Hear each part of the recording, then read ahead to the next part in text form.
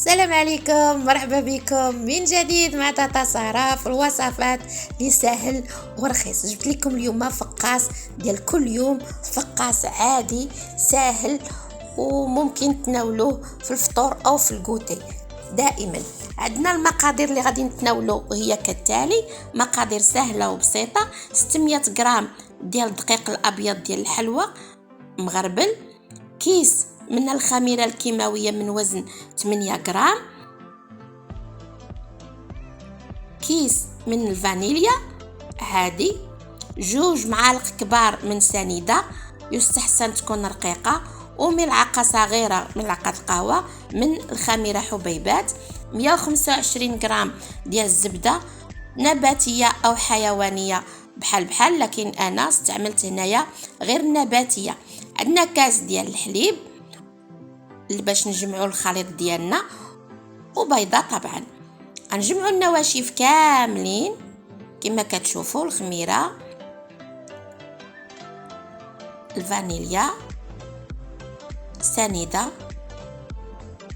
ونسيت نقول لكم غادي نديروا رشه ديال الملح للتوازن الكيميائي. غنغربلوا الخميره كما القاعده، ضروري كنغربلوها من هذاك الحبيبات اللي تيكونوا فيها.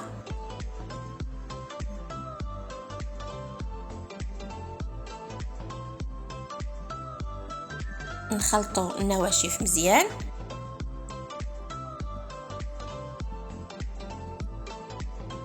قبصه ديال الملح،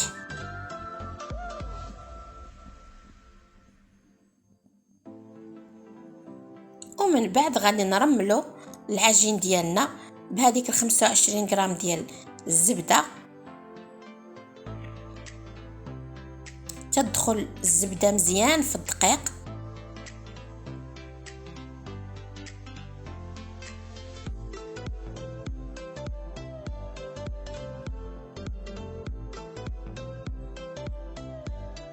بالاصابع ديالنا.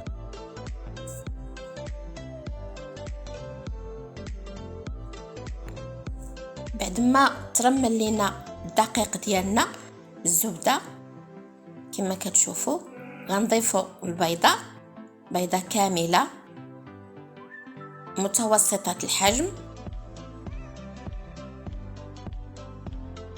ونضيفوا الكاس ديال الحليب باش نجمعوا العجين ديالنا. وإلا كان خاصنا شي شويش نزيدوه.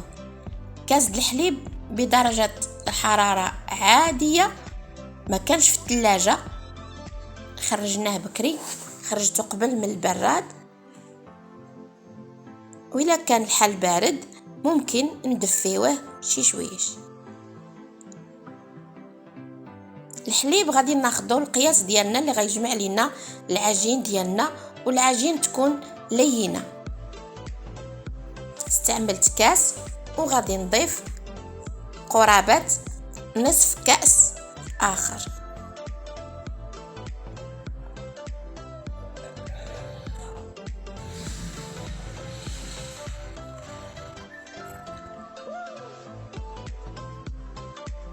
كما كتشوفوا بلاتي تشوفوا معايا العجين ديالي كامل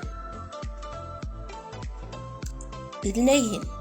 نقسم العجين ديالي على 2 بلا ما ندلكوه بزاف، فقط نجمعوه مزيان ونخرج منه جوج قطع. نحاول نلولبهم وندير 2 كميرات ونخليها ترتاح. بهذا الشكل نغطيه ونخليه ربع ساعه ترتاح، وناخذ كل قطعه ونورقها بهذا الشكل، سمك نصف سنتيمتر. هنا عندي 4 معالق ديال سنيده، معلقه ديال الكاكاو وفانيليا اللي غادي نصاوب بها الوجه ديال هاد العجين اللي ورقت. وهذا علاش استعملت فقط 2 ديال المعالق في العجين، وهذا حيت غنزيدو السكر في قلبه. ندهن الوجه مزيان ونبرم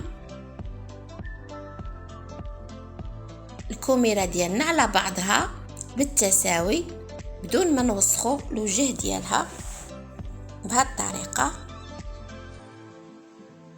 نعم نمسحو سطح العمل باش ما نوسخوش وجه ديال الكاميرا. نجمعها نسدها، وهذيك الجهه اللي سدينا هي اللي غادي نحطو على الصفيحه ديال الفرن بهذه الطريقه. بعد ما دهنا اللاطه او صفيحه الفرن بالقليل من الزيت، واللي بغات تستعمل ورق الطهي لها ذلك. نعاود معكم الثانيه فقط للتذكير بالطريقه اللي استعملنا، ساهل. غنقادو ونخليه يرتاح في اللاطه، ومن بعد اللي يرتاح كنضيف ليه بيضه او صفار بيضه مع القليل من الحليب، وندهن ليه الوجه ديال الكاميرات، وندخلو الفرن على درجه حراره 150 درجه. بيتو ليله كامله بعد ما غطيتو، حيدتو من الصفيحه وغطيتو. انا بيتو ليله كامله، ممكن تخليه حتى ل4 سوايع باش يلا تقدري تقطعي. ما نقطعوش سخون، تحليه لكن معليش ما جاش خايب. وغادي نقطعوه تماما كما كنقطعو الفقاس العادي.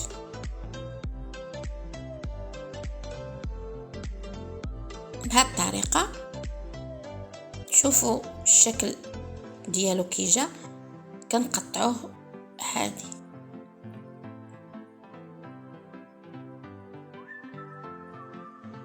نعم شكل الحلزوني رائع من قلبه.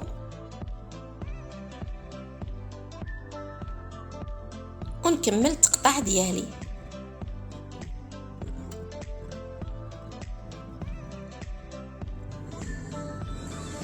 هنا انا غادي نستعمل المنشار، الموس المنشار كيقطعوا احسن من الموس العادي. الفقاس العادي كنقطعوه كنحاولوا نقلبوا على المضاء، لكن هنا من السكين مسنن اللي تنقولوا ليه حنا المنشار كيقطعوا بدون كسور بدون اي شيء، تنقطعوه بالتساوي. السمك ديال القطعه اقل من نصف من سنتيم. كما كتشوفوا قطعت الكاميرات بجوج.